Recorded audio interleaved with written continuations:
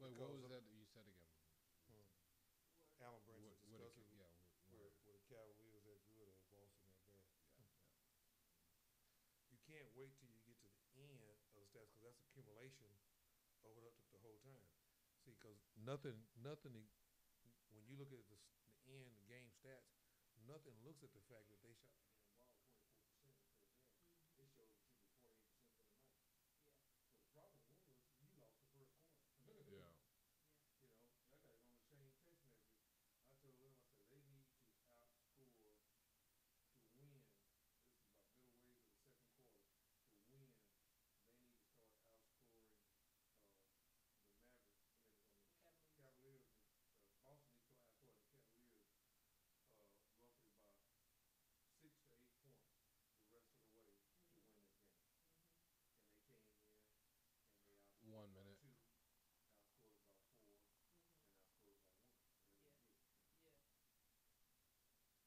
Outscored by 4 and outscored by 1. And then they did. And they ended up losing by what? 9. Yeah. Yeah, I guess so.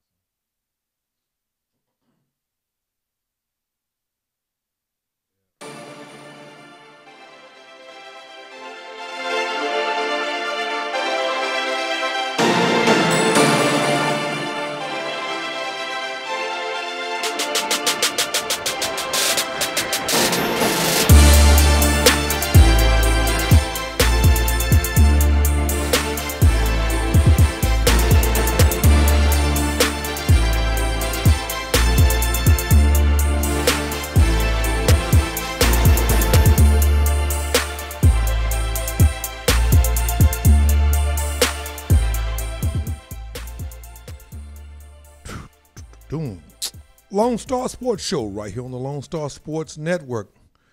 Today's show is brought to you by FastSmallSports.com. Go take a look at FastSmallSports.com and also take a look at FastModelTechnologies.com, I believe it is, and see how the guys in Chicago, Ross Comerford, CEO and founder and company, are leading basketball into the 21st century through the vehicle of technology. A lot going on, like we always say, good time of the year.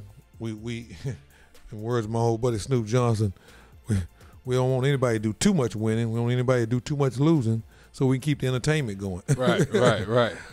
What would tonight look like without a basketball game? In both series, it was a sleeper. I mean, 8 o'clock sounds pretty good right now. As a guy said today in the coaches clinic I was at today, with adult beverage and your favorite entertainment on the 55-inch. Yeah, you know, it's hard to beat. So we want to stay excited about it. You know, we got a clean look at things today. OTAs. OTA stand for organized team activities, or if you let it say the right kind of contract negotiations are going on, maybe it stands for optional team activities. Everybody not participating. Sounds more like optional. Optional, yeah. I'm not sure how organized it is, but I know it's not mandatory. No, not at all.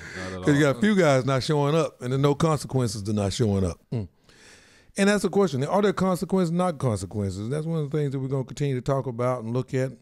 We're going to look at, Eastern Conference.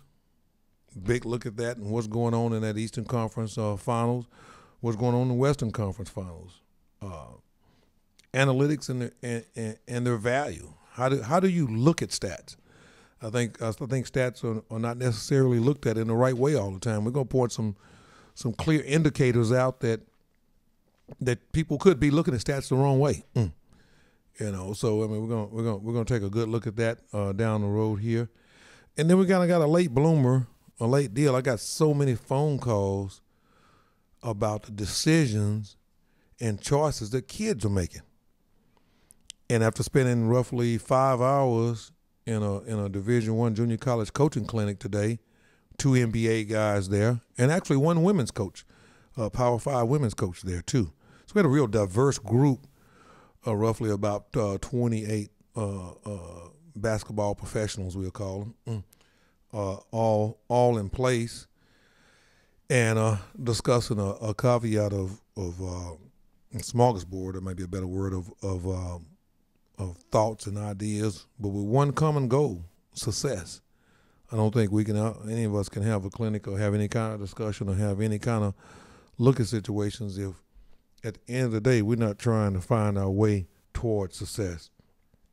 And that's what, a part of what you get out of NFL OTAs. That's some of the things that we're going to talk about. That's what they're in pursuit of. What does success look like? What does it taste like? How do you really evaluate it? In the big picture, analytics, what role do they play in it? But decisions, and all of us know in any facet of the world or life that we're in pursuit of, decisions and choices are going to always affect our opportunity to pursue success. But who's advising the kids?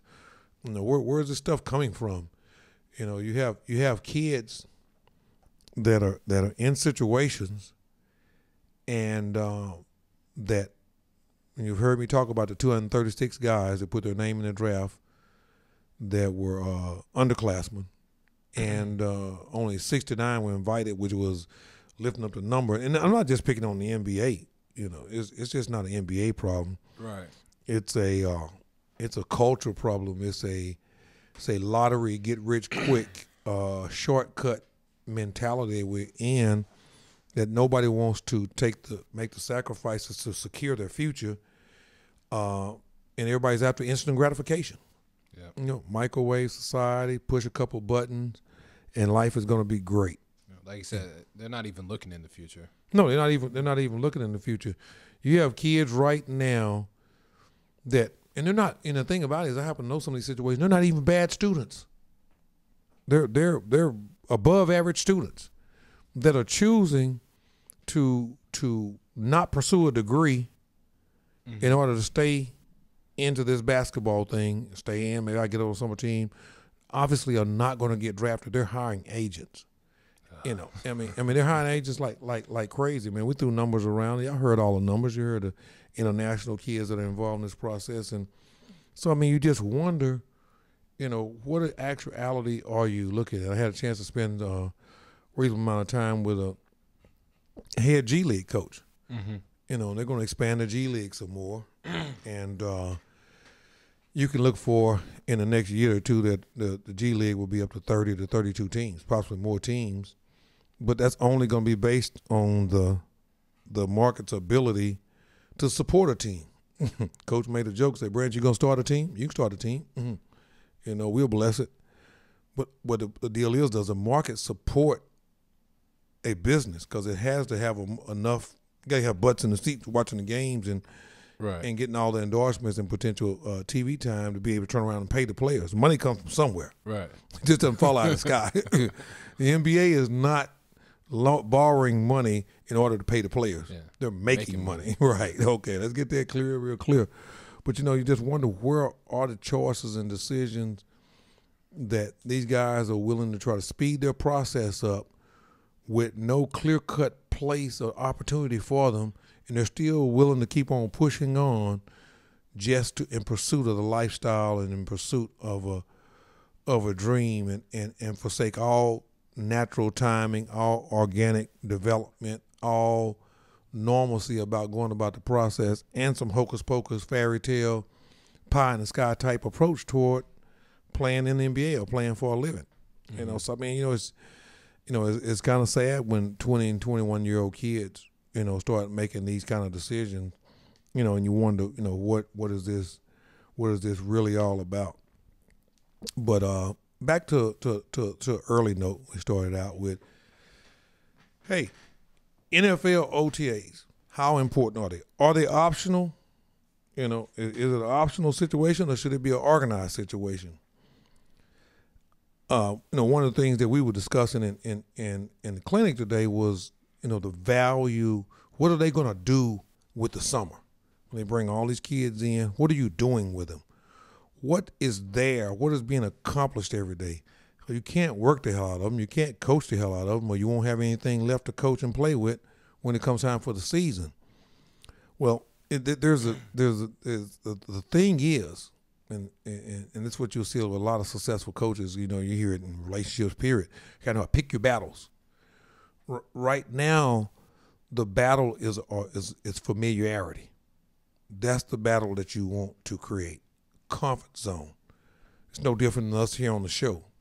Show chemistry, show comfort zone. When we first started to work with each other and first started to know each other and first met each other, the comfort zone wasn't there. We needed more time to spend with each other to gain a sense of familiarity. What needs to be done? What can he do and what can he do? What ticks him, what ticks him? That's what's going on with these organized team activities. They're basically atmospheres where the familiarity, we can get past the newness, we can get past the orientation, we can get past that. Well, this is the interesting thing about it. A lot of veteran players say, I don't need that. And they may not, but the team needs that. Because if we don't embrace the younger guys that we say we're going to, and you know how we are in sports, we're going to go to war with. I apologize to all the military people in the world. But we love to use that term. But the guys that we're going to go and compete, in a warlike way, we'll say, within a field of competition in sports, is that you want a sense of feel about that person. Right. You guys got a chance to hear Dr. Carr talking about trust, trust, trust, trust, trust. We do better with people we trust than people we don't trust. Well, you don't trust anybody if you never spend any time with them. That's what OTAs are about. That's what they're driven. That's the whole deal. You look at the Texans right now. You know what the Texans want to trust right now? From the management, from the ownership, all the way down. What do you? I thought you were raising your hand because you're going to answer the question. You tell me 2 minutes before the break. Because I think money doesn't have the answer to the question. We're going to go ahead and get an answer to the way, and we'll come back and talk about the Cowboys on this a little bit. No, you got it. Yeah. The questions that have to be answered, and until the questions are answered, there's no trust there. If there's no trust there, you can't perform well. So I mean, that's what you're seeing with OTAs. That's why they come about. Is so we can remove some of the uncertainty, so we can build some confidence, so we can build some camaraderie, so we can build some what? Trust. Mm-hmm. That's the whole deal. You know what the Texans are on the trust right now? That the same dude, Sean Watson, that we had before the knee injury, we have back again. Right. We want to trust the fact that J.J. Watt is going to return back to the old J.J. Watt. See Lady Life shaking her head. We don't, and that's the whole deal. Do you want people on your team shaking their head? If they're shaking their head like Lady Life right now, it's going to be very, very difficult for them to play well and trust each other. Yep. And that's where the whole thing come back. And we're going to come back and talk about the Cowboys, one of our favorite teams, America's team, whatever you want to call it, Jerry's world. Got a lot of trust issues right now. Got a lot of things we're not sure if we can trust. That's going to be a challenge, and that's going to be a problem. You're going to see that as a challenge and a problem as you move into it. Lonestar Sports Show. This particular segment was brought to you by Hartem Hotels. Hartem Hotels Investment and Development, located there in the Bayou City, Houston, Texas, located all over the state of Texas. Take a look and a listen and see how you can put your money where you sleep and make it all make sense. Back in 180 seconds with more Lonestar Sports Show right here in the heart of Texas, in Oak Cliff, Texas. Giving it to you like it is. Lady Life, Under Your Money, the Prince, and yours truly, Alan Branch. Right back.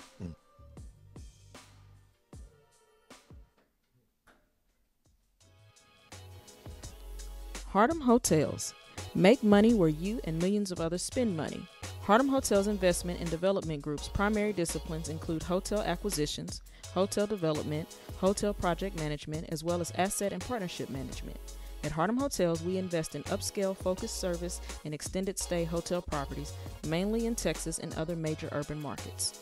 We are hotel owners, developers, investors, and asset managers persistent in our pursuit of successful ventures and passionate about our products. We provide nationally branded investment opportunities, including Hilton, Marriott, and Hyatt hotel franchises. Hardem Hotels strategically places the right product in the right location for the right customer. Get started with us today. Visit us online at www.hardemhotels.com. Hardem Hotels, put your money where you sleep.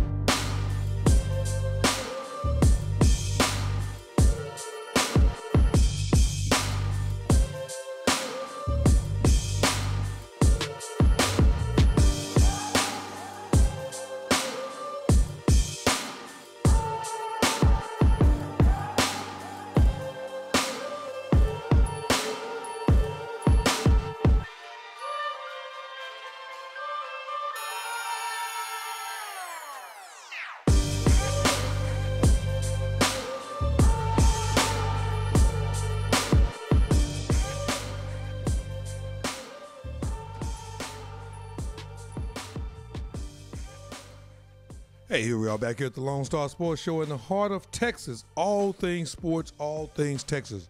Today's show is brought to you by FastSmallSports.com. Go take a look and see how Fast Small Sports is leading basketball into the 21st century through the vehicle of technology. Analytics and the whole technology process taken to another level. You know, we're taking a serious look at things, and you break it down and say, okay, what brings about a situation? What, NFL OTAs and their thoughts, and this is the progression. Every coach worth his salt has a running counter. I use some kind of an app. And it says something about a TNO. It counts down to 0. Well, a date is put in, and minute by minute, second by second, hour by hour, day by day, when you're going to approach that point. And that's all you're looking at here. You look at day one, starting from the draft. Yeah, all the scouting and all the evaluation stuff, and you come down and you draft, and now you start out, okay, now you pick your groceries. You may be still running back to the store a little bit now, but you got the main ingredients of your groceries in place. Now, how are you going to put all that together? Phase 2, bring rookies in, get them create an environment of familiarity with these guys, with how you go about doing things.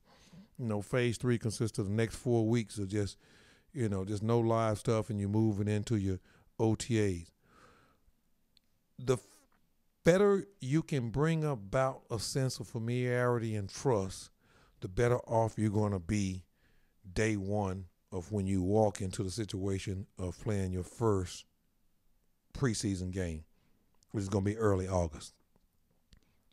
All of that has to go on because you're bringing about. That was one of the things I had the fortune of talking about. We talked about glossary and indexes and things, understanding the language and what's going on. What language do these guys speak? That doesn't always translate that fast, depending on where a kid played in college, played in a different system, different way. That doesn't mean he isn't talent, but how fast is he going to get acclimated? So, I mean, you got to look at this, and if that's not happening at a high level with the people that have already done it and with the people that are coming in to help do it or start being a part of doing it, that's not all coming together, right? You're not going to be in a great place. Dallas Cowboys got some questions to answer. Oh, yeah. You can say whatever you want to say, and I think two things are being overlooked here. Dak Prescott. Okay, we feel like that is what it is. I think sometimes, in some kind of a way or another, we've forgotten how much we lost with the absence of an in and out situation with Ezekiel Elliott. Yep. Of what he brings back. Those are some of our positives. Mm-hmm. Let's talk about some of our negatives. You sit in a tight end situation where a dude has been your tight end for 16 years. Yeah. And whether you say, we could have got better, you could have done this, done it.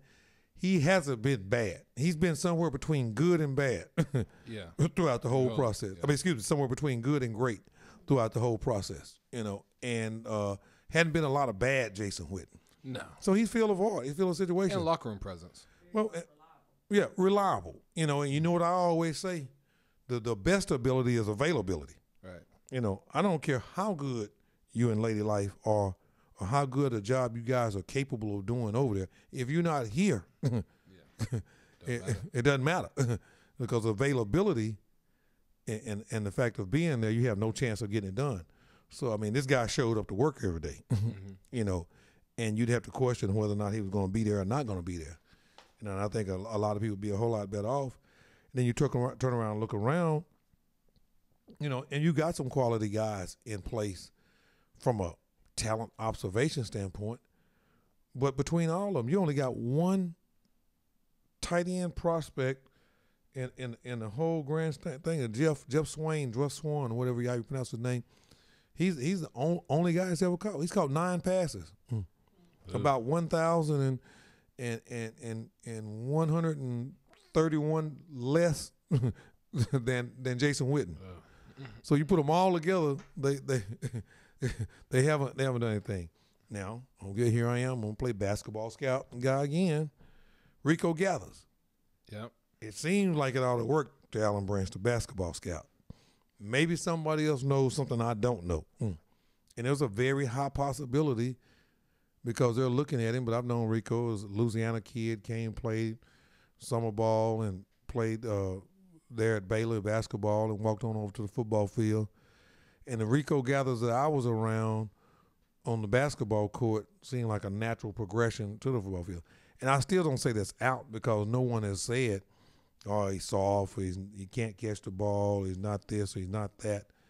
He's just a little bit of availability issue with injuries, concussion, and some type of neck back thing that went on with him. So going back to our factor again. Now the Dallas Cowboys are sitting around there. I mean, we can all say whatever we want to say. And we all, guess what? We all are going to think. We're going to think. We might not say it, but we're going to think it.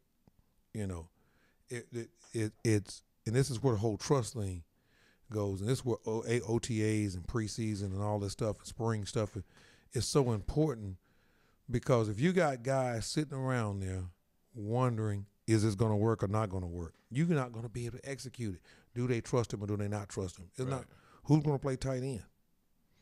Well, how many guys playing football and watching football don't realize in order to be successful in this business, you're going to have a tight end and a pretty decent one. Yeah. So, I mean, that's one of the questions that you're sitting there looking at. And, I think interior line, both offense and defense, those are some answers and some things that are going to have to is what's his name? Big Taco Fall. Is he going to come back this year and and be what you need him to be all the way through? Mm-hmm. Some of the injuries that you kind of got a little injury bug. Can you bring some guys into the offensive line based on what you drafted? Picked up a guy late, Jaron Johnson, I believe it is, ex-USC player. Has a lot of metrics that say that he could work. But why hasn't it worked for the past 3 teams? All these things are questions that are needing to be answered in the process. And guess what? You can do all of that. And the last ingredient is if you don't have leadership. If you don't have, you say, what is leadership? Leadership is the do as I say and do as I do day-to-day chore. See, people always think that your best player, your most talented guy, the most productive guy has to be the leader. It could be a farther thing from the truth. Yep. It's not about the star. It's about the ones that people respect. So right now, answer me. Who do the Cowboys respect?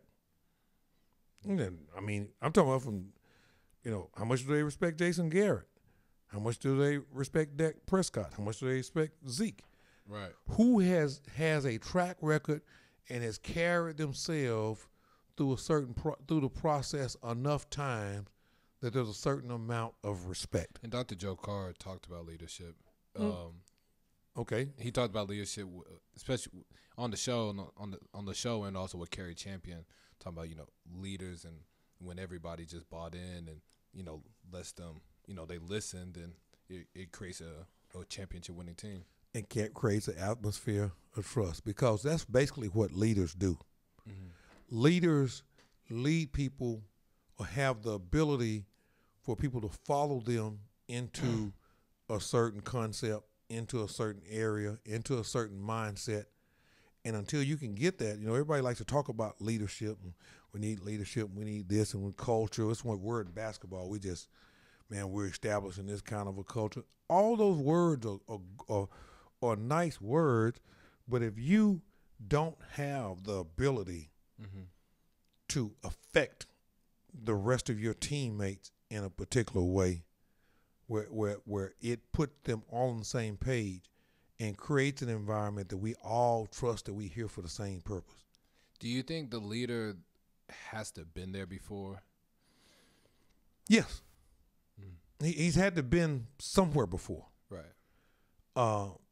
He has had to been somewhere that brings about some level of indication that he knows what he's talking about. Right. That he not only knows what he's talking about, but he's done what he's done in order to I was at a deal with 28 coaches, NBA coaches, junior college coaches, Division I coaches, Old Friendly Prep coach, and myself. I was the only non-active coach in the whole room. Mm-hmm. And whenever something was being talked about, that person was effective about what they were talking about based on their credibility. The credibility was achieved based on what happened. 2 head coaches' names that came up a whole lot of times, for obvious reasons, we were at the University of Texas at Arlington, was Beard and Rick Barnes. And those 2 guys, guess what? Final Fours, Elite Eights, Sweet 16s. How did y'all do it? That's where it comes from. Mm-hmm. Everybody wants to know about something that works. Nobody's signing up and sitting somewhere and listening to somebody tell them how to do something that they never been a part of doing before. Right. And that's where the Dallas Cowboys are either going to figure it out or it's going to be a long season. You keep on walking in. Now, does a young Dak Prescott? Tough on Zeke. Zeke, how in the hell are you going to tell us what to do? We know that you're capable of helping us do what we want to do, but how are you going to tell us when you couldn't stay stably where you were supposed to be when you were supposed to be there? Right. We spent most of our time with you. I shouldn't say most of our time, but a reasonable amount of our time with you in and out of these circuit courts all over the place trying to get you back on the field. So it's not about the capabilities. It's a trust factor. Can we trust you? Hey, that's what it's all about right now. All things sports, all things Texas right now. Whether it's the Houston Texans or whether it's the Dallas Cowboys. Here we are in the middle of OTAs kicking off today. What's going to happen between now and August in the continuity and chemistry, and it's like we like to say in this world, or in this world of sports right here at the Lonestar Sports Show, or they're going to learn how to trust each other. Back in 180 seconds with more Lone Star Sports Show. This particular segment was brought to you by Fast Recruit. Go take a look at how Fast Recruit is helping college coaches tap into the recruiting process of prospective student athletes across the world during live periods and during the scholastic season. Product is produced by FastSmallSports.com. Back in 180 seconds with more All Things Sports, All Things Texas.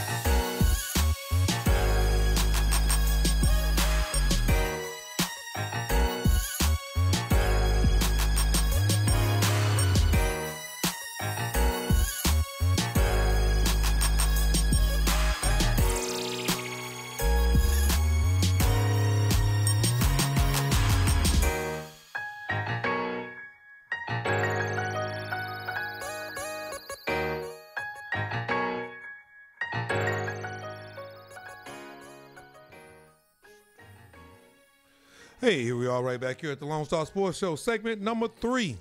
All things sports, all things Texas. Yours truly, Alan Branch, giving it to you like it is here in the heart of Texas, North Texas, Oak Cliff, Texas. All things just like they need to be. Can't be a bigger place to be and a better place to be. I don't know how I would do what I would do in any other state other than the great state of Texas where we do it bigger and better. Lock in, looked at it. We took a good look at where the Cowboys are and where the Texans are in the middle of the kickoff day of OTAs. Vet mini camps coming soon to be announced. Everything's getting put together the way it is, but we got some hot things on right now. We're in the middle of the NBA playoffs. Everybody has their thoughts and everybody has their reasons.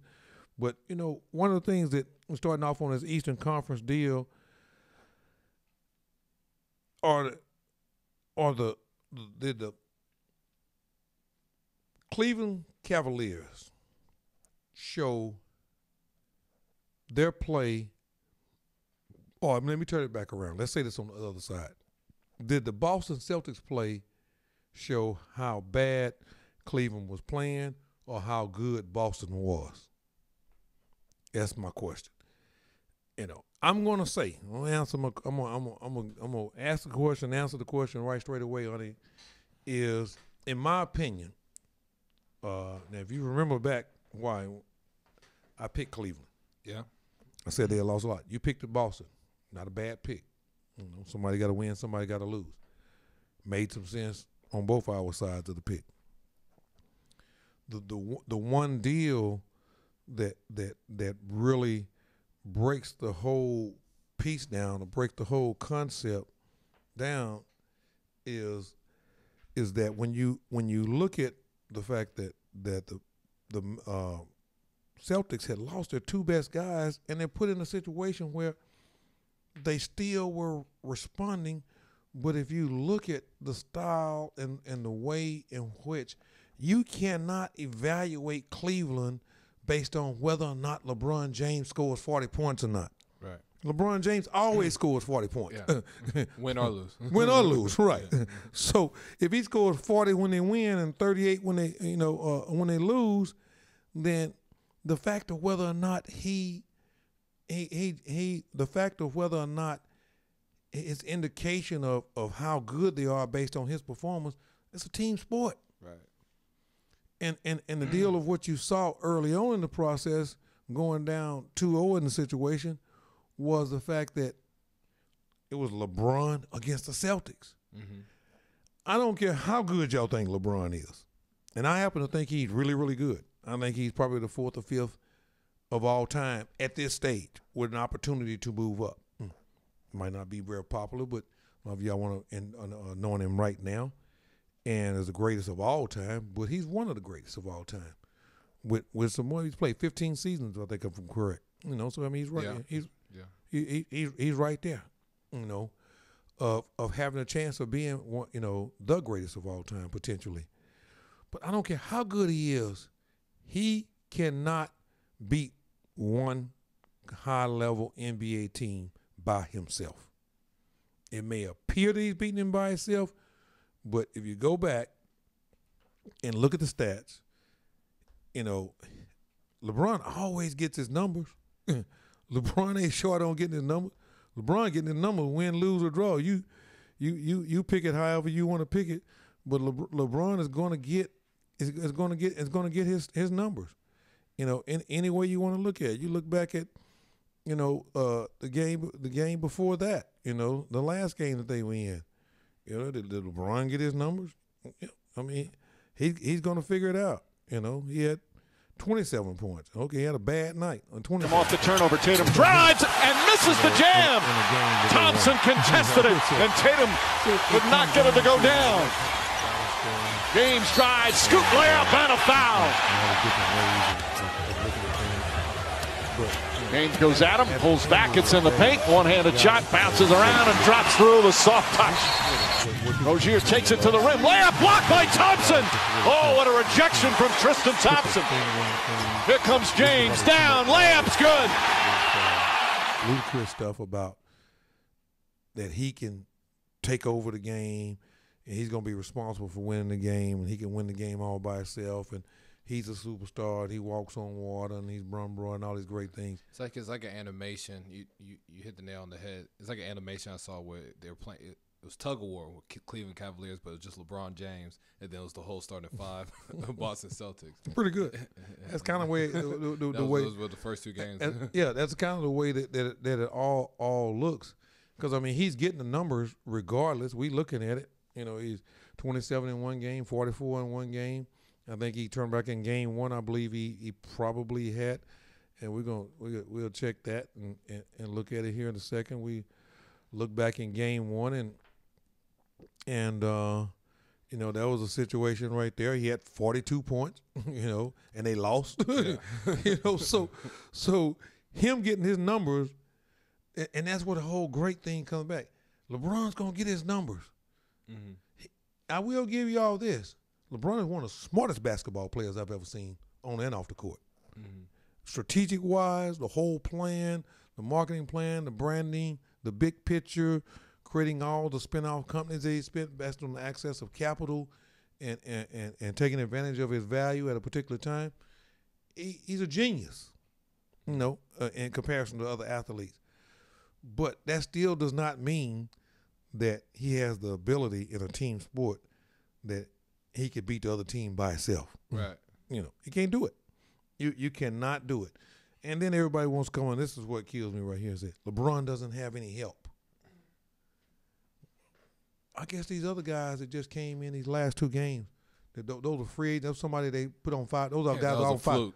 No, those guys were all 5-day contract guys. They hadn't been with LeBron before. Obviously, if LeBron hasn't had any help, that means that Kyle Cover, Tristan Thompson, Kevin Love, J.R. Smith, George Hill, Larry Nance, all these guys just got on the roster, right? Like what y'all got to be, because they've been telling me they don't have any help. They don't have Bron doesn't have any help. Bron doesn't have any help. Every time he loses, he doesn't have any help. Right. Let me tell you something about help and resources. Bigger than basketball. Help and resources is something that you have to access and then utilize. LeBron wasn't using his help.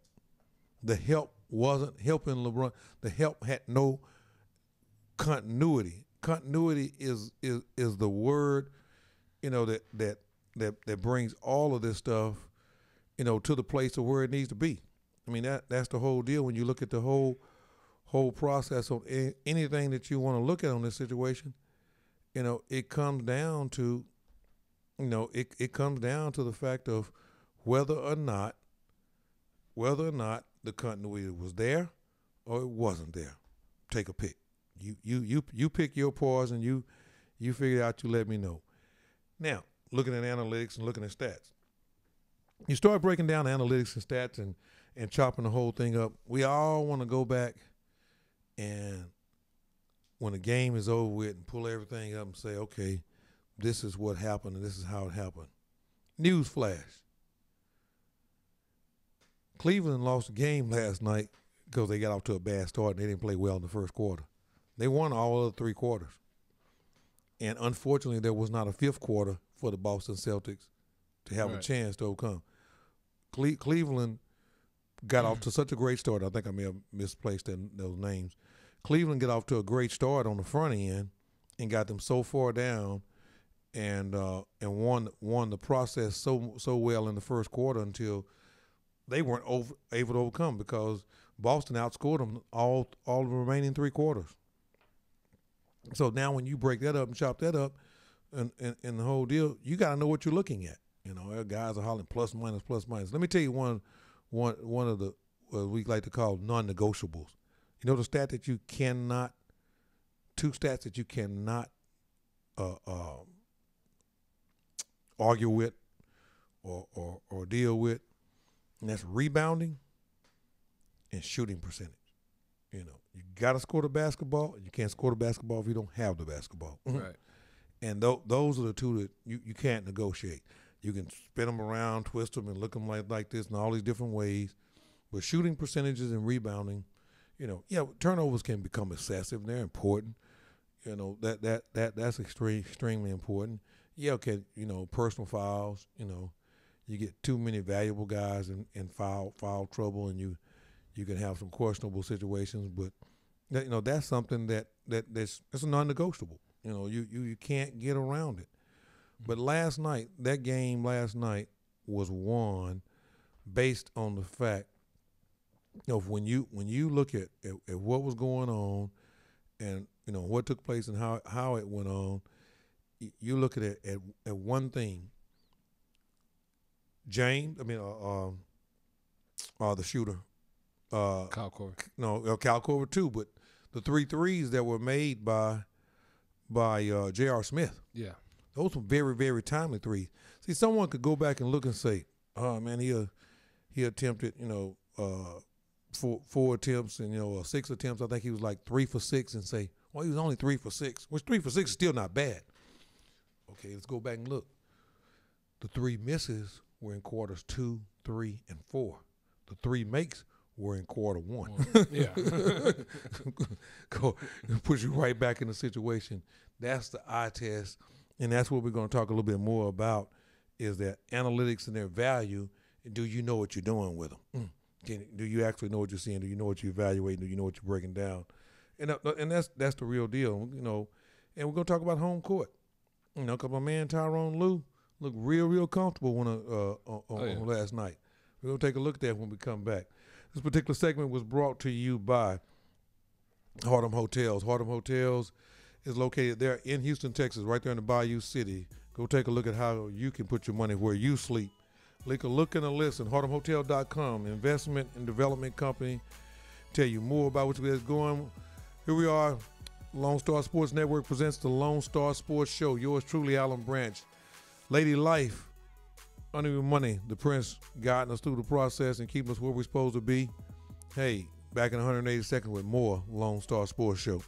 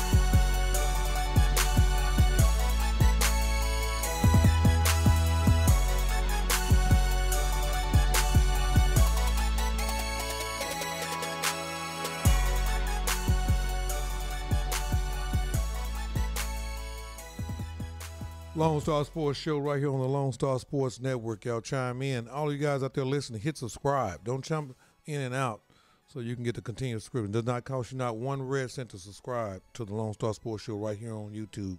We're going to continuously reach out and make it convenient for you to come in and listen to all things sports, all things Texas. Night is a guest-free night. Everything's done in the homebody way. Looking forward to the late of, I always do that, to the Memorial Day weekend of a long weekend and being able to, we're going to do a lot of work, but we're going to get a little rest and fun in too at the same time. Uneven Money and I will be dragging ourselves through the gyms. What do we have? Two events to cover right here. Yeah, we got 2 events. 2 events to cover right here in the deal. But back to where we were, Boston Celtics and Cleveland Cavaliers. Brad Stevenson is incredibly good. He's a good coach. Let's just put it right there. He's a good coach. He's proven it on 2 levels, the college, whatever. Tyronn Lue is a good coach. And the one thing, about coaching a guy like LeBron, people want to continuously lead us to believe, and we know that he has a high-level stardom-type influence on management, on what's going to happen with the whole deal. But Tyronn Lue is coaching the team. The posture that you see, and I'm not quite sure I've ever seen this before, and maybe I've seen it and I just took it for granted because we see it all the time being in and out of the gym. But anytime you see a head coach sitting on the scores table during the process of practice or the game, he's coaching. Mm-hmm. He's gone and gotten a comfortable situation where y'all are going to see me. You're not going to have to locate me on the bench. You don't have to look for me. You see me just as well as you see anybody else on the court, referees, teammates, or the opposing team. He has made himself a part of the game. And if you stop and look at it, I'm willing to say that Tyronn Lue spent 3/4 of the game sitting on that score table last night. I know he spent the whole first half. Yeah. And all that tells me is that he came up with a plan, and LeBron James, Kevin Love, Tristan Thompson, J.R. Smith, none of those guys were not going to be missing in action or unaccountable for what their plan was last night. He was not interested in walking out of that gym down 3-1, headed back to Boston. Right, because it could have meant the demise. Now the series is back where it needs to be. For some reason or another, when people said, oh, they're homers and they're young, this, that, and other, but there was a certain weird, warped sense of, I want to call it nervousness on Boston. Not an excuse. It's not an excuse. Right. They got beat. They got beat handedly, and they got the Blues beat out of them in 1/4. And all of their responding back up, I don't know if it's the fear of playing against a great player like LeBron, of wondering, how are we we got him where we want him, and now how do we close him out?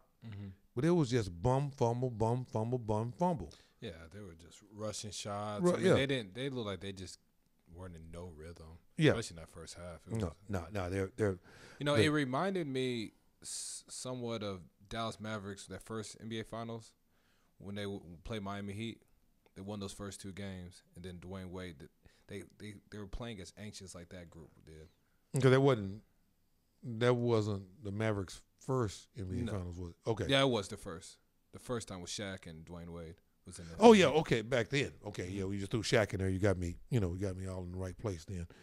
And you said Orlando, right? I'm sorry, not Miami Heat, right? Yeah, No. Miami Heat, yeah. Orlando. 2006. Orlando or Miami Heat? Miami Heat. Dwayne Wade and Mavericks. It's that first NBA Finals. First NBA Finals. A couple choice. For some reason, I'm getting got a little Florida confusion going on here in my head. But the point is that fumbly, nervousy, rushy type deal. They look like a bunch of kids on their first outing on the varsity or something. It was that, not an excuse, because there's no excuse to be like that. No. Other than lack of maturity and that's part of the process. That's why you got beat like that. Now that's why you got to take it back to Boston and reach down and try to figure it out. Off the turnover, Tatum drives and misses the jam. Thompson contested it, and Tatum could not get it to go down.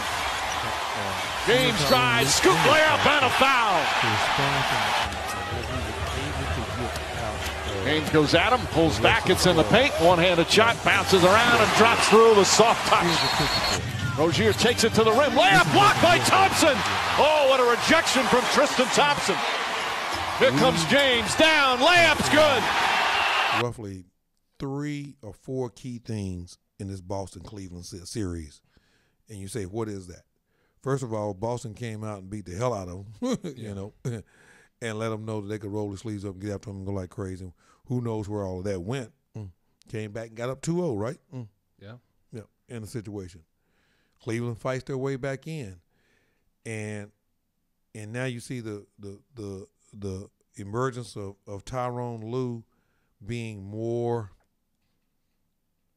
anytime someone stands up, their presence is being, pushed out, into the thinking and what's going on there. The scary part about it is, as well, okay, here's a good one for you right here. I'm going to sit back on this one. Most people that are supporting Cleveland feels like Cleveland went in there and beat the hell out of Boston last night.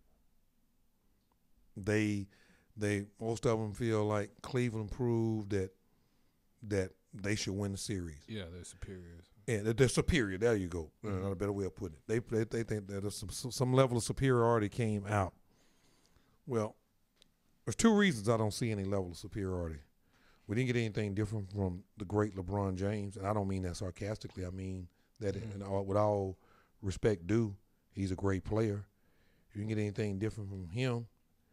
And then whatever you got different from Kevin Love, Tristan Thompson, J.R. Smith, George Hill, Larry Nance, Kyle Cover, I definitely think that he brought something last night. Jordan Clarkson, Rodney Hood, on the other hand, probably need to limit. Yeah, they're there. Yeah, they're yeah, I'm talking about, but they need to be way over there. Yeah. They need to be down there. Right. A few seats down. Right. where there needs to be. With all of that, and as well as it did, they won one quarter last night. Mm-hmm. 3 quarters they lost. Well, people say this game is a whole game. Yeah, it is. It is. That's why they got the win last night. But if you are in the analytical evaluation, coaching, determining where you actually are, what do you think Brad Stevens and the tape and the film sessions, what do you think is going on right now and has gone on from last night to all day today back in Boston until they play again tomorrow night? That's when they'll play, I guess, yeah. Yeah. Right. When they get back to Boston, they'll play again. What do you think is being shown to them? Second, third, fourth quarter. Right. And the first quarter. And first. Yeah. The tell of the quarters. Right. That's what it all comes down to. I mean, we always in sports like to talk about the tell of 2 halves and, the tell of last week. I mean, we all like to compare why those people, the human factor, always come into the deal. Well, all you're doing is showing them, hey, y'all play like a bunch of scared sissy punks or whatever in the first quarter. And then y'all came back in the third quarter, in the second and third and fourth quarter. And if you really start breaking it down, you really get into a film session, and you really want to get into to evaluating the situation, they still were a little nervous. Mm-hmm. And I think, for whatever reason, some people say they're not ready for the road, they're too young. I mean, there's a lot of different reasons. Whatever. I don't really care why. I'm talking about what happened, Right. And what happened is that they came back and brought a certain sense of effort. They came from shooting 23, 24% to get it all the way to, I think, somewhere in the neighborhood of 40 plus, 42, 43, 41%, 41.5%. They brought it all the way back there. And this is the crazy part about it. I got one even better for you. And, y'all both are pretty intelligent people there with math, and all the listeners we out there, we all made it to a certain level. And if somebody ended up shooting 41.2% for the game, and they shot 24, 25% in the first quarter, what percentage did they have to shoot second, third, and fourth to get it back up from that? Yeah. You double the percentage over a period of time.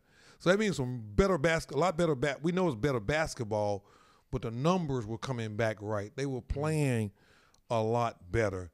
So I walk away from this thing, Coach, even though it makes me look wrong, because I picked Cleveland. Because, I just gave so much trust and so much energy to a player like LeBron, saying that he was going to utilize, because he picked these guys. He's in charge. Remember y'all say he coached the team, run everything, do this, do that. So we assumed that there's nobody on the team that LeBron doesn't want on the team. Right. So he picked all. all. He has been the trade for these guys. And Yeah. I need that guy. I need this guy to do that. I need that guy. That's what the superstars supposedly do nowadays. Right. He did all of that picking these guys, and all the picking these guys, how much better is he than the Boston team that is missing their supposedly best 2-pick players they picked, and has beat the hell out of them one time already. So where do you come from on that? Give me a little help, give me a little guidance, give me a little direction. You tell me what it all is. And then they're going back in Boston. And they're going back to Boston. You tell me what this thing looks like when it's all said and done, and how this thing's going to look. And can these young guys, Marcus Smart playing really bad too right now, or played really bad last night. Yeah. Lone Star Sports Show right here on the Lone Star Sports Network. Breaking down these NBA playoffs with deep off into the Eastern Conference, taking a look at the great LeBron James and what the thing looks like and how it's going to overcome and which way the thing can end up. Who's right? Alan Branch or Unequal Money? Unnie has the Celtics pick. I have Cleveland pick. Breaking down why it happened one way versus the other way. And then when we get done with all of that, In this next segment, we're going to get to the championship series that's going on the other side of the process. Got that kicking off tonight at 8 o'clock. Lone Star Sports Show right here on the Lone Star Sports Network. Y'all hit subscribe out there on YouTube.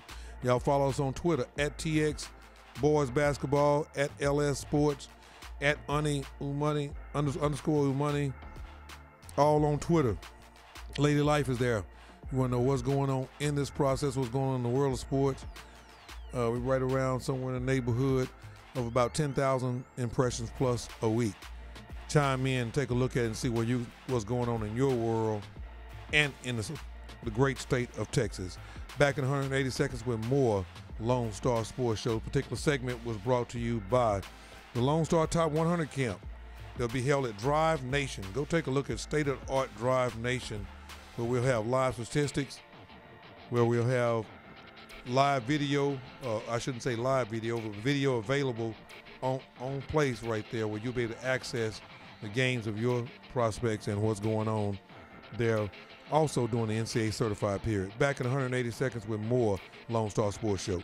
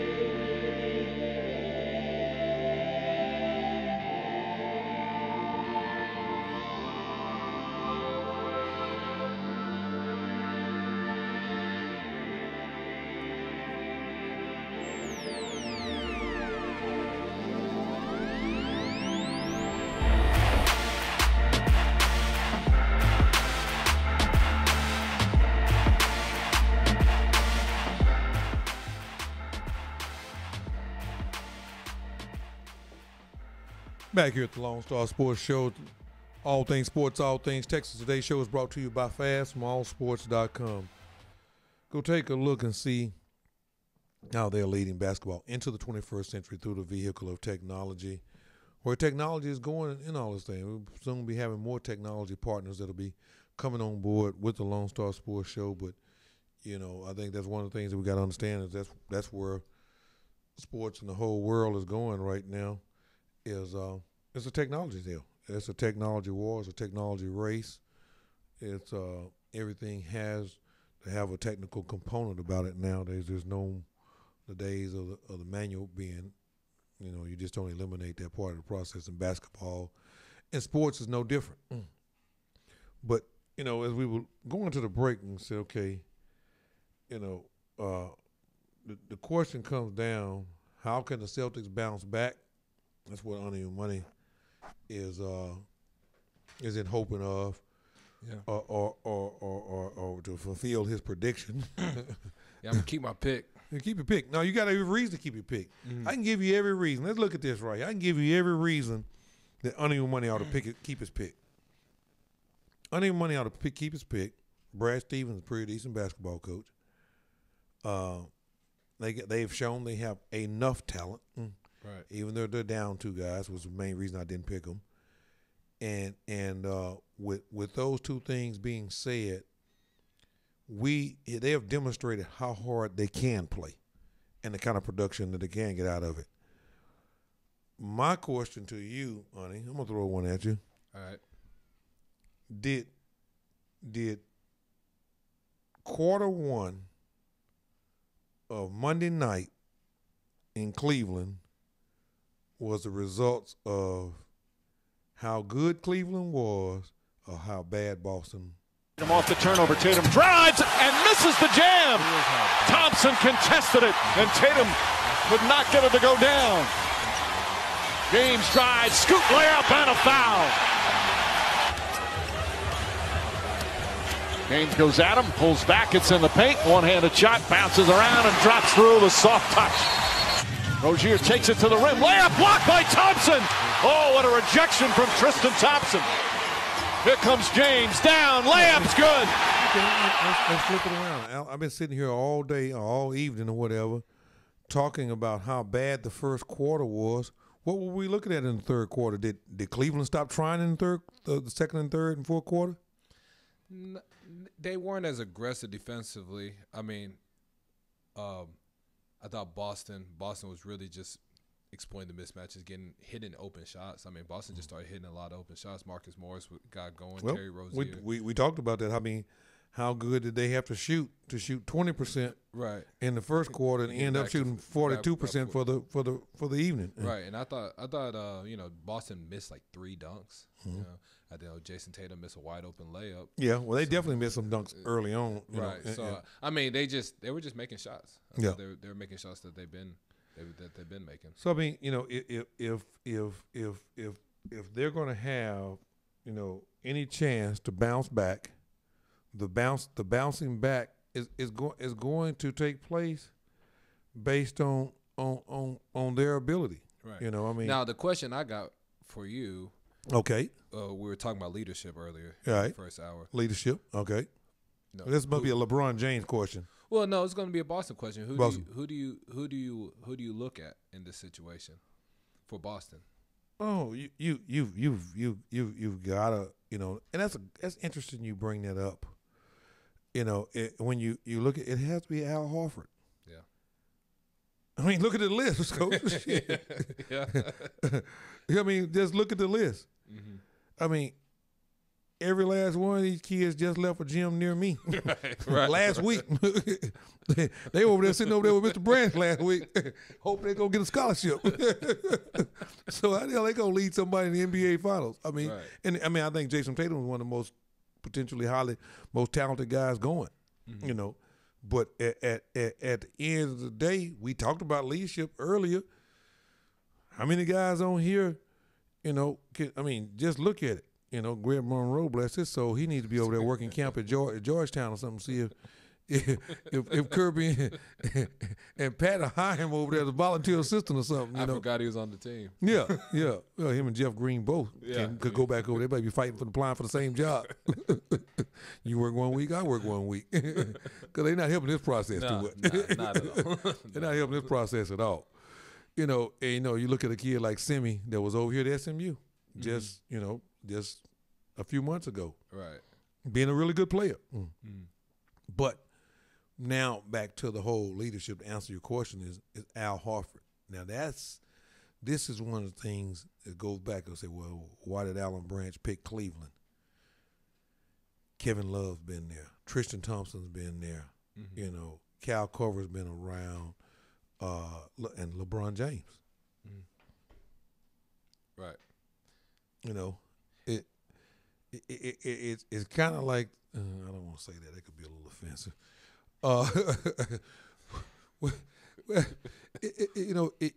If you're looking at a whole, which bus are you getting on?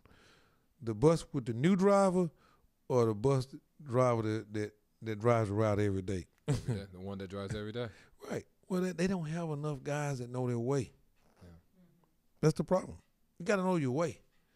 See, it's a funny thing, honey. And I say this, you and I, we work together a reasonable amount. Mm-hmm. And a lot of times, I tell you about things that happen before they happen, right? Yeah. That's the advantage of knowing your way. There's not a lot of guys on the Boston team that can look around and tell somebody what's going to happen before it's going to happen And if they did do it, nobody's gonna believe them because how do you know? Right. You just got here last week with me. Right. That's the problem. That's the real issue. That's what causes the meltdown. Mm-hmm. That's what causes the meltdown when you see them roll up in to Cleveland and walk into a situation like that and end up playing the way they play. Yeah, LeBron's a great player, but on the flip side of things, LeBron's a great player, but on the flip side of things, how bad was Boston? No leadership, no guidance. You can't get there. You want to call in? You want to call in and voice your opinion on this? Boy, one thing about it, you can always get the LeBron guys out of the bushes, boy. When you start I'm live on the radio.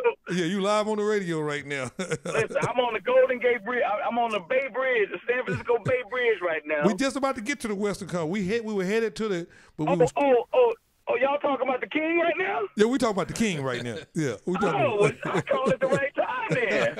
I told you that's why he smoked y'all out. Y'all started feeling real good about it. Hey, you know what his nickname is? His nickname is All Time. He brought another all-time record yesterday, most field goals in NBA playoff history. Hey, you got to realize now our audience just got a real good quality lesson on how to interpret statistics and analytics. And now, not from you. Here's the deal. You old Jordan lovers, y'all only know one statistic. He got 6 rings in a team sport. But all I know is this. All I know is about all you LeBron lovers is all y'all talk about individual statistics in a team sport. He's won 3 championships. He's been there 8 times. He's not devoid of being a champion. And unlike Jordan, right? LeBron doesn't need Scottie Pippen. He's LeBron. Hey, he needs somebody. Last night, Coach. Last night, I thought you can't tell me as bad as J.R. Smith can be. He's a spot up catch and shoot guy. We all know that. Not much off the bounds. Tristan comes in and gives him a double. You got that situation. Kevin Love was just okay, but Kyle Korver. He's one of the best 3-point shooters in the NBA history. He has to be, right? But y'all are always talking about it. Oh, we couldn't get through the night without this. I thought I had nipped this in the bud. Y'all are always talking about, well, he doesn't have any help. He doesn't have this. He doesn't have that. Hey, here's the deal. Okay. Kyle Korver, you know how many years Kyle Korver been in the league? As long as LeBron. He came in the 03 class. There's only 2 other players that are playing right now that came in with LeBron. This is what people don't understand. I'm giving them context about LeBron. Yeah, he's been playing 15 years. Came in at 03. That's correct. He came in at 03. You know who's left in the league? First of all, Jason Terry's older, Vince Carter's older, and I forget the other guys, one other guy. The only guys that are left in the league are Jaja Pajulia, who is a scrub, don't play for the Warriors, Dwayne Wade, who's retiring, Carmelo Anthony, who is finished. He's like a limp noodle, and Kyle Korver. Yeah. That's it. That's it. Because they old, Coach. LeBron James is playing like he's 22 years old. Yeah, he spent $1 million on his body, Coach. James Harden need to do that. If anybody's telling me that James Harden is MVP, after watching what's going on right now, they're getting a textbook understanding. Yep. Oh, by the way, another record. I don't even want to start. Another record. I totally agree on in the playoffs. Yeah. He's a monster. I totally agree. I gave LeBron James. He's a part of Mount Rushmore tonight. I think he's Mount Rushmore. Right. Okay. You think he's Mount LeBron? Slap your hand away right now. You talking that madness? What? If Stu Johnson sitting there, because what he said, he should. I'm gonna take his college basketball patch off for what he said. Talking about number 9. No, he had him at 7, I think. Yeah, 7 or whatever. But no, he's 3 or 4. He's right in there. He's coming. And when it's all said and done, but that's the way we do it. 3 or 4. That's the way we do this. Okay, you on the Golden Gate Bridge? You still on the Golden Gate? Y'all in traffic or what? I'm on the Bay Bridge, man. I'm waiting to watch some Rockets get that head beat in. That's what I'm about to go see. Well, he done turned on y'all, and he coming. Hey, don't y'all let him in the city next week. I saw John Lucas today. Okay. I went over to the hotel they were staying in, hung out with John. I told John if they don't win this game, I'm gonna go on your show in the chop shop, and I'm gonna say free John Lucas. They didn't move John from the back of the bench to the front of the bench. And Mike and Tony gonna need that D. They gonna have to put Dan Tony. They need to put a D in the front of their hand. I told him today. I said I'm gonna start the movement. Free John Lucas. Free John Lucas off the back row so he can have something to do it. John be out there rah rah rah, clap him up real good. So they can get tough. Try to tough him up They a little need some bit. kite. Hey, Lone Star Sports Show right here. We're finna run the break. We'll be back in 180 seconds. Today's show is brought to you by Fast Mall Sports. We'll be right back here in just a second. This particular segment is brought to you by Harlem Hotels. Take a look and a listen.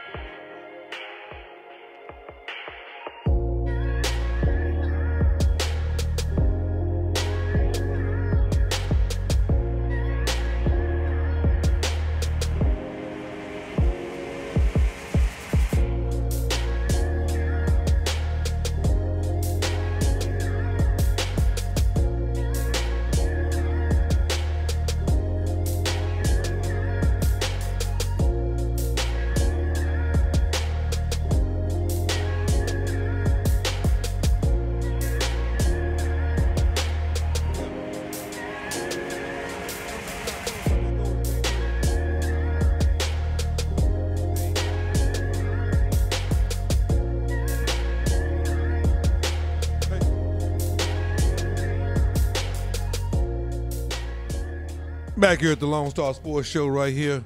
Got live out in the Bay right here. Chris Walker, associate head coach at the University of California, Berkeley right there in the Pac-12. Stuck in traffic, telling us about it, and had a chance to visit with John Lucas today and get Free John Lucas. Free John Lucas. Free John Lucas. Free John Lucas from back of the bench. They're going to free John Lucas right on over to. John got one thing done in the NBA. He got the NBA coaches and scouts coming to NBA Top 100 camp. John's a guru, man. He got that thing going the right way. I mean, he's the perfect guy to be running that deal. I mean, everybody's trying to get their guys in. It's amazing. I was talking to somebody the other day about how about this thing, and I didn't realize this was going on. Guys, college coaches kill other players from that are committed to other schools or trying to get their guys. Oh, yeah.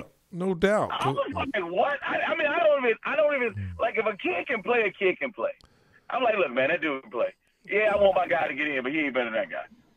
You know what I mean? Those guys. I didn't know that goes on, man. It goes on. Yes, it does. It does go on. You would be so surprised how guys come in, lobbying.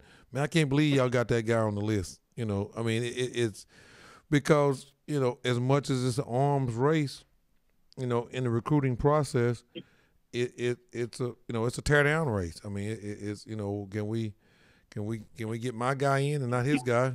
You know, I mean, that brings about credibility. You got it done. Bro, it caught me completely off guard. What's the weather like out there? I hate to ask this question. You know, a little foggy today, man. It's straight Bay. Anybody ever been to the Bay, they know sometimes we got a little fog. And, I mean, it's just not as nice. The sun ain't out today, but, you know, I got my shades on because, Branch, when you're cool, the sun always shines. And so I'm just chilling.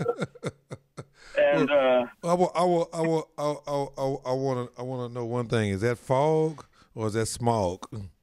No, smog is a little bit down south. Oh, okay. So smog is they got that. So y'all got that LA thing going on, there. Right? Now we got this water. We're right here by this bay, and you got the bay, and you got the Pacific Ocean coming together. So it's one that I've told people all the time. It's the most beautiful part of the United States, hands down.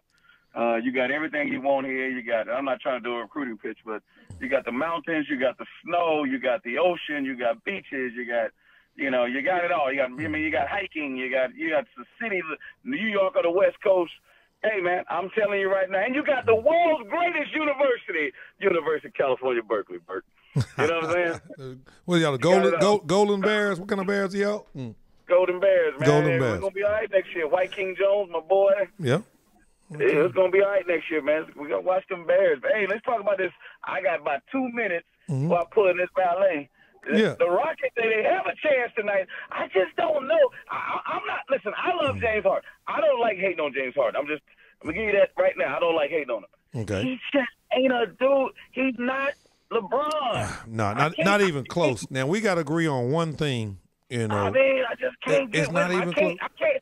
Hey, Brad, let me ask you a question before I go. How can a guy that plays absolutely no defense be the MVP of the NBA? That was the question I wanted to ask you. You are the basketball professional guru. You've been a Power 5 head coach. You've done pretty much everything. How can you be that bad on defense? And you know, I mean, you know, guys are constantly trying to get you in ball screens and switch to get you in a situation and just going at you like this. And you, I mean, how can you come up MVP? I mean, you ever see somebody say, man, let's put Jordan in the ball screen? Oh, no.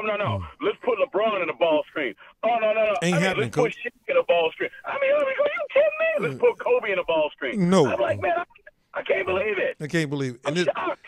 This dude is like he's a target of, I mean, whenever you ever seen a guy that was considered one of the greatest players of all time, and he is the target. He's considered the weakness. You consider one of the greatest scorers. He ain't considered one of the greatest players. I ain't never saying that. Yeah, I mean, what, were you gonna give him MVP of the league? I mean, he's the best. They're trying to say he was the best, most valuable Steve player. Nash was too, but Steve Nash ain't one of the great players of all time. I'm sorry. But I'm talking about for the year. You know. That's true. You're right. When you MVP, you were the greatest player this year in the league. That's what it says. I agree. Yeah, I agree. That's what they're saying. But we're on the same page now, so I'm not trying to put Harden in. I'm not buying, man. Hey, but Brett, I gotta let you run, man. Hey, go man. in there and give us something to watch this game. Okay, you going to the game or you? Man, do your thing. Huh? Hey, you going to the game or you headed to the house and kick your shoes off and Hey, I'm upset with John right now because John didn't hook me up with them tickets, but I am going to Game 6. Okay. I know I'm gonna finally come through and take care of you, boy. That's what it is. I might need to fly in for that one. Hey, have a good night, Coach. Be careful. Thanks a lot. Take care. You know, that's a very interesting point. Chris Walker with the University of California, Berkeley, in the Pac-12, they're just talking about the fact. I mean, what does it say to kids when they're watching and they're going to see James Harden? James Harden was MVP and he didn't play and he didn't guard anybody. So how important is guarding? Right. You know, what is the value in playing defense? Yeah. What's the value in playing defense? And I mean that's the very reason. I mean, and we left it where we were over in the East, and I guess we might as well make our way on over to the West. You know, I mean, I think that was a good great introduction, timely but unplanned introduction with Chris being right there on the Golden State Bridge. Let's go ahead and go on over there. Where they're in Houston. No, they're out there in the Bay tonight. Yeah, because that's why Luke was out there. I thought that was hilarious. Free John Lucas. Have you seen Luke sitting behind the bench? Yeah. Luke, if you ever watched this, I didn't have anything. That was all Chris Walker said that. Alan Brett didn't say that. I'm gonna tell him about it though. We'll all be together here in a few weeks. What are we? How many weeks are we from going to NBA Player Association camp? Say about Maybe 4, pushing 4. Yeah. 4 weeks. Because I know we go to the 12th, 13th. That's 13 days. And how many days? Today is what, the 22nd. Today is the 22nd, 8. Yeah, we're about 22 days out. So we're about 3 weeks out. Yeah, a good 3 weeks out. But that's looking over the list and seeing what it is. Texas is going to have a good, solid representation, of what's going to be there. I wish I could reach out to the kids and get them to understand how you do well. A lot of kids don't understand how you do well at camp. And that's a chapter I like to pass on to a whole lot of guys. But over in the Western Conference, we all picked. Well, you go State of Rock. Who did you pick? I picked Houston. Boy, you in trouble. Looking like it. You in trouble. You actually still just off the record. I guess why is it off the record if it's on the air? We're on live. Right. So we have to mute the mics and we're gonna do all right. On the record, on the record, you still got a chance in the East. You got a fighting chance in the East because I'm kind of looking at something here. I just can't get over. And I might have to go back and watch the game again. That's where the old eye test comes in, of seeing what's actually going on. You can't get caught up too much in the numbers and the score and these things, actually what was happening. The tale of whether you're right or not in the East, honey, is all predicated on what those 3 quarters were about. Mm-hmm. What was that first quarter about and what were those 3 quarters about? You go figure that out, and then you figure out if you're finna go 0-2 or you finna go 1-1. But I'm gonna bring it back over here in the West. You're in trouble. You don't think I can go 2-0? No, you have no chance of going 2-0.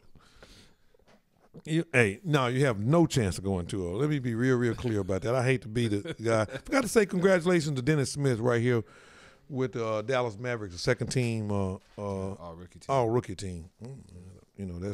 That's better than not being on the rookie team at all. Right. But forgot to say congratulations to him. Like him, I think he's growing. I think he has a lot of ability.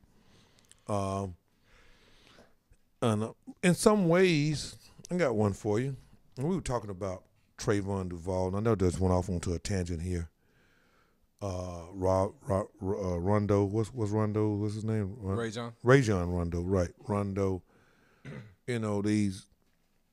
These non-shooter type point guard type guys, or guys that don't shoot so well.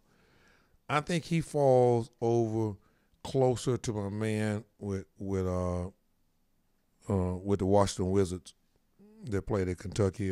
John Wall.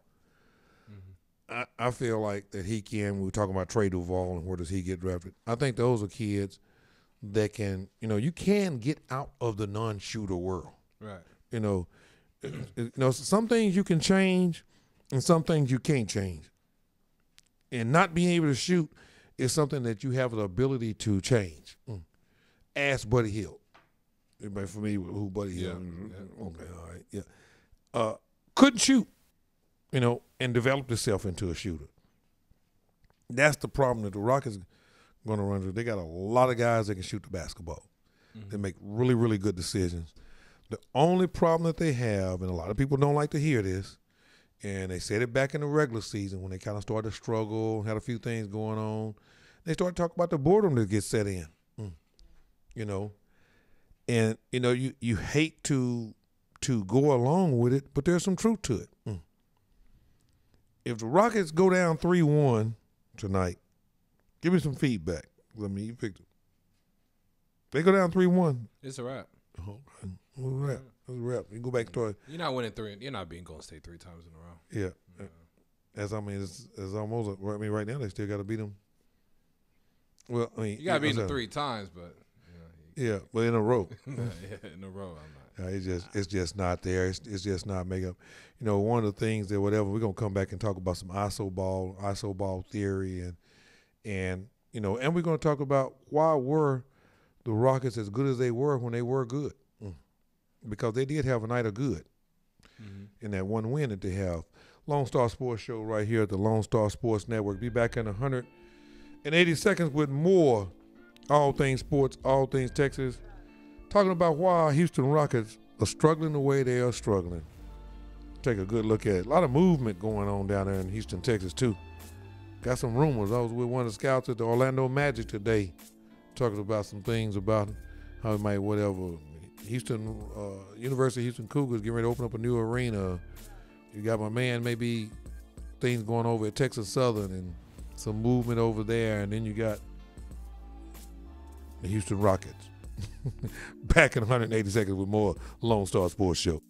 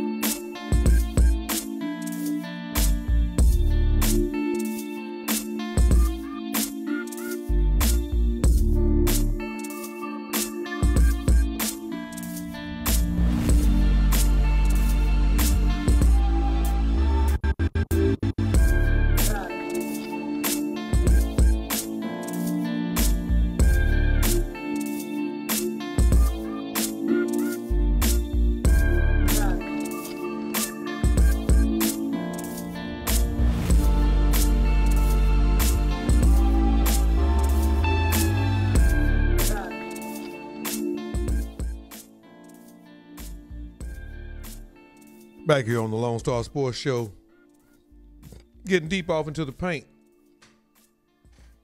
Thicker things. It's the thicker things for the Rockets tonight. Rockets don't figure it out tonight.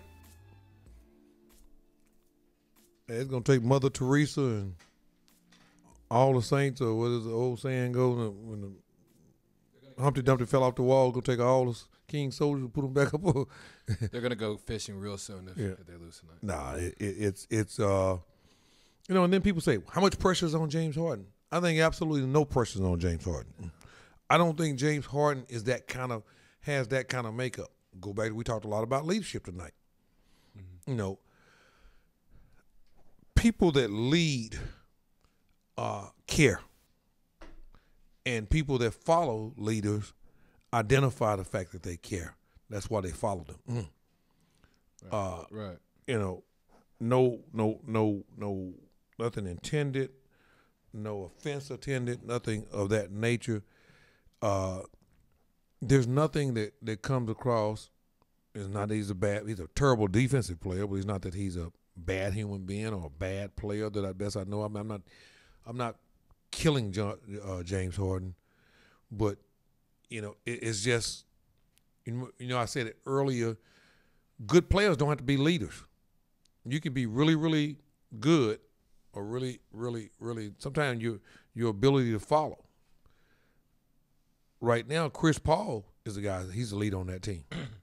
Yeah. You know, and when you start to look at it, once again, that's where you're trying to break the ice or break through this process. Look at the leadership. Look at the leadership. Don't, I know it's not a very popular 21st century thing to look at, but don't ever underestimate experience. Mm-hmm. You just cannot. It creates a climate. It creates a tone that is just conducive to success. You can't overlook it. I mean, you cannot overlook the situation. I mean, no matter how you wanna see it or whatever, And then when you turn around and you look at what's going on, and I believe we got a situation right here with somebody that might have a little something to do with what's going on. Yeah. I think I know. We got a little something going on right here. We got the University of Texas at Arlington assistant coach Royce Johnson with the Mavericks on the line. Royce Johnson, is that you? Hey man, you know when the Rangers playing the Yankees, this Ranger Royce. Ranger Royce. I don't know why y'all get around there and start acting brand new. Man, we have not had a official congratulatory on the air speak. We are extremely proud and excited for Coach Ranger Royce tonight, Cowboy Snoop, but now the assistant coach at the University of Texas at Arlington, right there in the Sun Belt Conference in Arlington, Texas, Royce Snoop Johnson. Y'all got him live. There he is right there. Talk to us, Coach. I know the Yankees got y'all back. You want to bring you back to the Yankees? Handled y'all pretty good last night, Coach. They got us last night. I mean, 10-5. We up 3-0 right now. That's why you called in. We feeling real good about it. Yeah, I'm feeling real good about it. And tomorrow kicks off Cowboys OTA. So we had that conversation earlier. Yep, we talked about it. That's why I wanted to chime in. Because we got you. Go ahead. You're moving around there. That's the one thing about the Lonestar Sports Show, that when it's being heard at the Lonestar Sports Network, you can always go back and listen to your favorite show. We appreciate you saying that. We appreciate the endorsement out there with all the UTA Mavericks. We needed everything we can. I just want to remind them that they can still go back and see me too. You got the residual going on right there. Yeah, we got the residual. Y'all did a tremendous job out there today, man. I thought that was and you and I haven't had even chance to talk, and I haven't talked to Coach Ogden and haven't talked to Coach Marcus, and a lot of different people were there. But I think that was a room with probably as much representation at that coaching clinic today. That actually should have probably been recorded. There was a lot of information. A lot of great information. A lot of successful coaches in the room. Yeah. That's the thing. A lot of guys, not just successful coaches, but successful in basketball. Yeah, in the professional world. You just heard a lot of things. Yeah, in that profession, you just heard a lot of things. I mean, and then the second half that evening, I know you had to get out of there, and I had to go finish taking care of some administrative stuff. But I caught about the last hour and a half, and I really hate that I missed that whole afternoon session, because it was more chalk talk, was it to really? the board. Okay. Oh yeah, some X's and O's, and I just thought it was a lot of stuff. I would like to see more young coaches, get a chance to sit in those kind of settings. As tremendous as the young coaches that were there, because what do we think? There were probably 5 guys there that were probably between 25 and 30, 25 and 32, maybe somewhere there and about. Yeah. Yes, yeah, maybe somewhere in there. Yeah. But I'm saying for guys with 15 to 20 plus years of college coaching, high school coaching, for us to still get something out of it. Yeah. And gain some things out of it. I'm just saying, what do you think a young coach who's getting started? I mean, how do you think? How much can he gain out of it? Right. How much can they gain out of it? No, it was a great point, man. I mean, I think that you've always said that people only do better when they know better. And when you know better. Right. I mean, and you gotta be around some people. I mean, to sit in there and listen to guys like Mike Peck, and all the successes that he's had, as a high school coach, G League coach, and now back as an assistant. I mean, I just think Division I coach, right? As Division I assistant coach, I just think the world of him. I mean, one thing I think that Mike is one of the most professional. Quality human being too, man. Yeah, right. And, you and I've had 2 opportunities to go. I mean, we were in San Antonio at a Final Four clinic, and he was the exact same. I mean, it was you always ears and eyes when he takes the floor. And I mean, it's almost like a practice what you preach. I mean, we talked in San Antonio about supporting. I mean, and you look up for a small workshop like this, to have 2 coach, not only Mike Peck there, but to Adam Hood, bring Adam Hood from his staff, one of those younger guys that we're talking about, and I mean, they attended it almost, they attended it with the same energy and professionalism that they would a big clinic like the TABC conference last week. Well, and that just shows you who they are. I mean, like you say, today you had NBA presidents, you had championship women's basketball at a Power 5 level there. Yeah. You had junior college coaches, you had Division I coaches like yourself, and somebody that brings high school. And it still goes back to the statement that you made from the beginning, and I guess I got to put that on my bucket list, if you will. We've got to figure out a way to do a better job of creating opportunities for young coaches to learn and for young coaches to understand why they do need to learn, or even understand how much they don't know. It's a deal, man. But I mean, that was, I left there just driving all the way back down Interstate 20. It's like I got back in like 2 or 3 minutes because my whole time I was just thinking about everything that I heard and the responses that I'd heard and the comparisons that I'd heard. It was just information over and over and over again.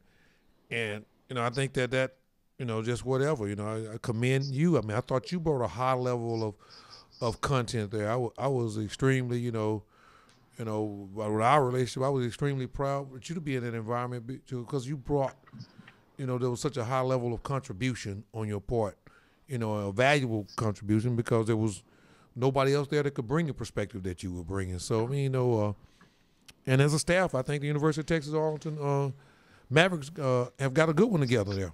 I mean, I think, a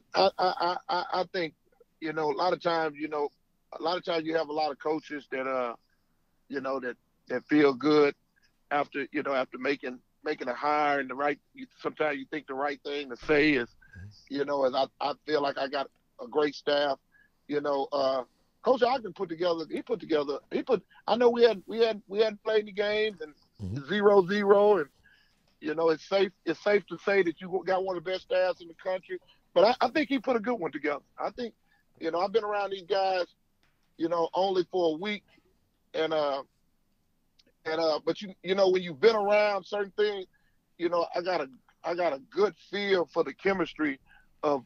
I think everybody brings something different to the table. And not only do you bring different things, there's appreciation for everybody's role. A lot of what we've been talking about on the show tonight, how when we started talking about leadership, we went all the way back to why do you have OTAs and all these different things we talked about. And the more you interact with your teammates and your team, the more trust is built. The more you trust each other, the better chance you got of being your best. Well, I'm a big, now you know me, I'm a big fan. I always tell you that it all starts in your coaching office. Yeah. In those coaches meetings, if you got good chemistry and loyalty and and a lot of loyalty with your coaching staff. Mm-hmm. That stuff it runs right out the coach's office into your locker rooms, into your gyms.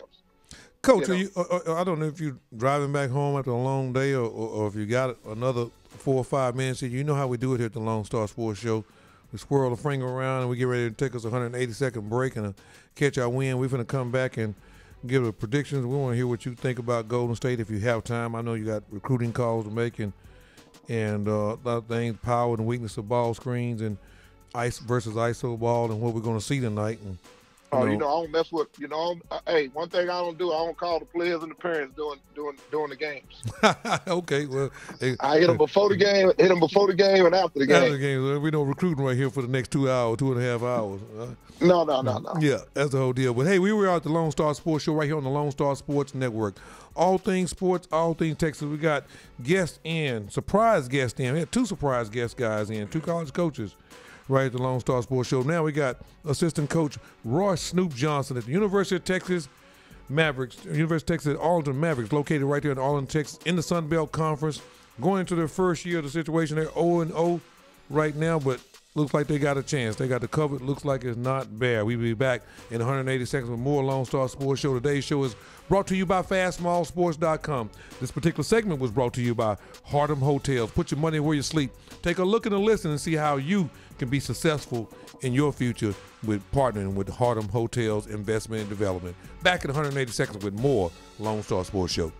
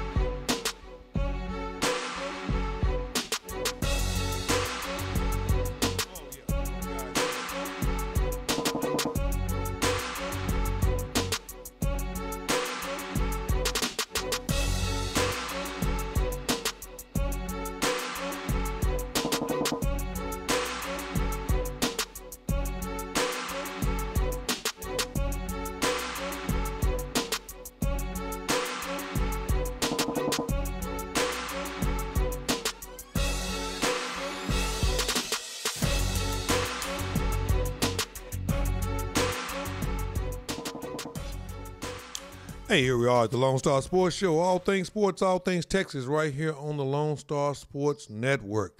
Giving it to you like it is. Lady Life, Honey Money the Prince, and yours truly, Alan Branch. But right now, we got special guests in right now. Assistant coach at the University of Texas at Arlington, right there in the Sun Belt Conference. Production of lots of things and leadership and the next stage of his career. Royce Snoop Johnson is joining us for this last segment. We're getting ready to chop it up and look at it. Had a great experience today with all the great things that are going on out there at the University of Texas at Arlington. And now we had a chance to spend that time in the coaching clinic. Great situation.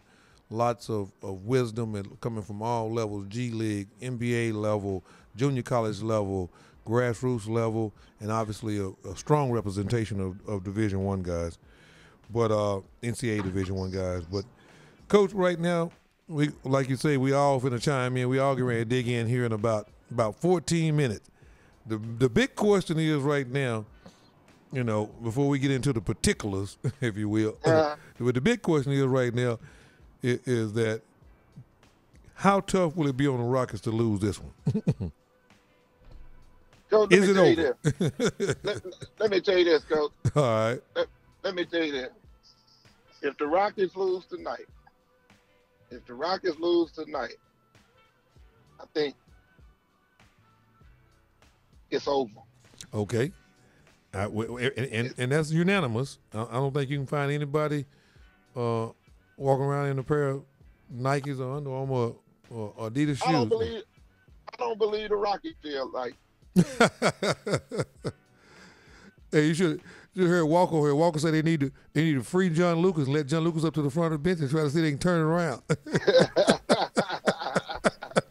Oh man, Walker been out here stuck in traffic on the Golden Gate Bridge. Boy, he been giving Luke hell. Boy, he bring Lucas up and see if he can get some defense out of him. Free John Lucas. If they lose tonight, that's gonna be the new thing. Everybody coming on the show, on the Chop Shop and the Lone Star Sports Show. Free John Lucas. Let John Lucas up to the front of the bench. But no, man, it's gonna be extremely hard in the event of. And, it's just whatever. Coach, I want to ask you a question. Okay, the Houston Rockets beat the Golden State Warriors by 22 points in Game 2 to tie the series down there. Now, I'm looking at Trevor Ariza, P.J. Tucker, Chris Ball, Eric Gordon having a tremendous night. You know what I mean? All that involvement. How, and y'all did X's and O's. Y'all probably I don't know what all y'all talked about, the other day, but how do you incorporate this kind of success, win, lose, or draw, being able to play a clean game on the ISO ball principle / theory? I mean, because they're saying the Rockets, this is what I have to say right quick. I'm going to hand it to you. The Rockets are, the quote unquote, the Rockets are sticking to ISO ball theory. I highlighted sticking because that's when the ball sticks. Now I'm gonna turn it over to a professional. Go ahead, give me some thoughts. Well, let me tell you this, Coach. I don't think see a lot of times we watch these games and we look at the teams and we look at Rockets to play ISO ball. The coverage is designed by Golden State. I think it forces them to play ISO ball. Okay. You broke up a little bit, but we got the last part there. How do they force them in the ISO ball from a defensive principle? Go ahead. Well, it's the same way. Can you hear me? Yeah, we hear you good now. Okay, okay. It's the same way that if you go watch Cleveland, it's Boston, where it looks like it's LeBron by itself. And with no help, we've been through all that one, yeah. Boston forced Cleveland. They forced Cleveland into playing ISO ball with LeBron for a minute. They did for a minute. Now, not Doc Rivers. I'm sorry, Tyronn Lue. What Tyronn Lue and his staff did is they went in and used the analytics. In your terms, the analytics is what told him how many trips down did we play ISO ball with LeBron. See, the thing is, what people don't realize is those guys are jump shooters. So what Tyronn Lue did, instead of letting those guys play dribble, drive, kick basketball, because Boston, all they were doing was sticking. So instead of doing that, they got more movement and more screen setting, staggered screens, pin downs. They got more movement going for their guys. They got them involved. Right. They got them involved. And people want to look at, when we kind of going back over that Eastern Conference thing, but we talked about that LeBron didn't have any help. LeBron got help if he uses help. Well, LeBron again. LeBron couldn't use his help when you just trying to run dribble, drive, kick. Because LeBron reads and kicks better than anybody. He reads the defense better than anybody in the league because he's so big and he can look over. He can make every pass. Right. Yep. He can make every pass. Kind of some Magic Johnson type stuff, Coach. Oh yeah, all day. Now the one thing about that people use the comparison. It's a difference in a pass, and running a team. LeBron James is probably one of the better passers that you're gonna ever see him with. He's right there with Magic Johnson as far as passing. That doesn't make him a point guard to run a team. He's not a point guard. What people don't understand is is Magic Johnson. Magic Johnson, Yeah. he was a point guard. Yeah. You know, it was more. Magic Johnson understood. He understood the pace. We always talk about pace in a game and everything. Magic Johnson you never had Magic Johnson. He never had to look over there at the coaching staff. Yeah, but I mean, but that's and then we don't want to go off on a tangent here because I want to get back on this Rocket Golden State thing. Yeah. But that's one of the problems that so many people have because a player is a good passer or a high level passer, ball, has nothing to do with being a good point guard. It has nothing to do with being a good point guard. And that's a real issue that we have right now, you know, in people's ability to evaluate and define, you know, the point guard. I mean, passing is being a part of being a point guard, but it's way beyond that. But the thing is that, you know, I just don't see any possible way that they can escape this situation that they're in with Golden State here, with the route away that they choose to do it. My last question to you is, when they won by 22 points, what did they do in Game 2 to win that game? I mean, why did they win that game? Well, the one thing they did, and I think I look to see the same thing tonight, and I think that Houston could win this series. And let me tell you why I say that. Mm-hmm. Houston has the roster. They have the personnel to win this series, but they have to be consistent with the way they play. And I'm talking about believe in winning. Mm-hmm. I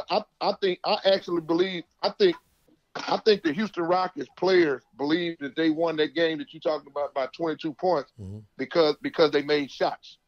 They won that game. Because they played Golden State physical. They shared the basketball, right? Well, they shared the basketball. Offensively, you got to score because Golden State is a good defensive team. But I think the physicality from Houston in that game is something that people don't talk about. Mm-hmm. You know, when Coach, if you watch Steph Curry and those guys, you know, Coach, they don't like getting bumped and rolled. That's how Cleveland came back on them a couple of years ago. Coach, that's right. You got physical with them. Yep. You got physical with them. That's your only way, Coach. Now, you really don't bother Kevin Durant. Kevin Durant, all he's gonna do is start getting the ball in closer to the basket. Right, and using he just the gonna get the ball. Yeah, he uses the length. But see, Steph has to get several screens to get himself. I mean, every now and then he might make a little old crossover, pull up, create a little separation, but that ain't really Steph. He can't consistently create space at the NBA level, NBA length and athleticism on his own. No, he can't. I mean, he can't do that. Because you got to stop back and realize, as great as we want to make Steph Curry be, we got to realize who Steph Curry really is, or who he was, or where he came from. He was a he was a run around catch and shoot guy. Yeah. Well, exactly what he is now. I mean, now everybody always want to come back and, you know, especially the LeBron supporters, they want to come back and make it look like Kevin Durant and them guys is over there on a team with about 3 superstars. Coach, that team got one. That team got. I'm gonna give Steph Curry. I'm gonna give him a superstar just because he's a 2-time MVP. Right. My thing is, you got to give him that just because of the title. The title. But guess what? They ain't got but one Kevin Durant though. But let me ask you this. You look at all the guys in the league. Does Steph Curry if you picking a team, if Steph Curry one of the top 5, 7 guys chosen? No. I don't think so. No. I think he was just the best player on some good teams right there. It was production. He shoot the basketball, Coach. You know, I mean, my thing is, how much success did Steph Curry have before Draymond Green? Okay, I think it's a well put together team they have at Golden State. Yeah, that's no doubt about it. I'm going to throw one back at you. Let's go back over to the East right quick, because we've been talking about a lot of good things. I'd love to hear your opinion about what happened. Tell me, and I know you were busy with a lot of things last night. I don't know how close you got a chance to watch this, but I'm going to go out on a limb and see that you did. First quarter, second quarter, third quarter, fourth quarter last night. And the Celtics win the third quarter. I mean, win the last 3 quarters and lose in the first quarter. What's your interpretation of what you saw in that situation based on that, or is just Boston was just so far behind, and Cleveland had the game so far in hand. That's the reason that they were willing to win the next 3 quarters. Well, the thing this is what I'm seeing with this is what I'm seeing with the Boston Celtics. The Boston Celtics team is the Boston Celtics team. I think they were victims. They were victims of their own success. You know, I mean, you got a couple of guys from Boston that the way they were playing, they were on the verge of becoming stars. Mm-hmm. You know, so you know what do you hear? What do you hear? And where do you go? Right. What do you hear on talk radio on the different talk radio shows? You hear when you go on the road, the difference in teams winning on the road is superstars. Yeah. You know. Right. So I think with a 2-0 lead, with a 2-0 lead, I think I think they hit the road. I think they hit the road. Some of those guys were trying to play hero ball and elevate themselves to the next next stardom level. Right. I can to that next stardom level. You know. Well, folks, you just heard it right there from Snoop Johnson, live right here on the Lone Star Sports Show, Lone Star Sports Network. We got it all picked up. I know everybody's getting their favorite spot. We got 3 minutes until tip-off. Actually, 2 minutes and 40 seconds till tip-off time of when the Bayou City guys, the Houston Rockets, get their chance to try to dig this thing and turn this thing into a 2-2 deal. We will be taking off and going back when we come back after the Memorial Day vacation. We'll come back with more Lone Star Sports Show. We got plenty of basketball, grassroots basketball, NBA basketball. We'll be basketball Thursday. We'll be on Tuesday after Memorial Day weekend. Y'all have a safe weekend and be careful. We see y'all in 7 days. Y'all can chime in. Remember to follow us on Twitter at TX Boys Basketball, _Umani, to know what's going on out there in the world of grassroots basketball. We're covering 2 events this weekend in the greater Dallas-Fort Worth area. We'll continuously send out our condolences to the Griggs family. We will be making our presence known and expressing and showing our concern for them. God bless, God keep. See y'all on the next one. Have a safe weekend, safe Memorial Day holiday. Be careful. See you on Tuesday, 1 week from today. Lone Star Sports Show, all things sports, all things Texas. Yours truly, Alan Branch.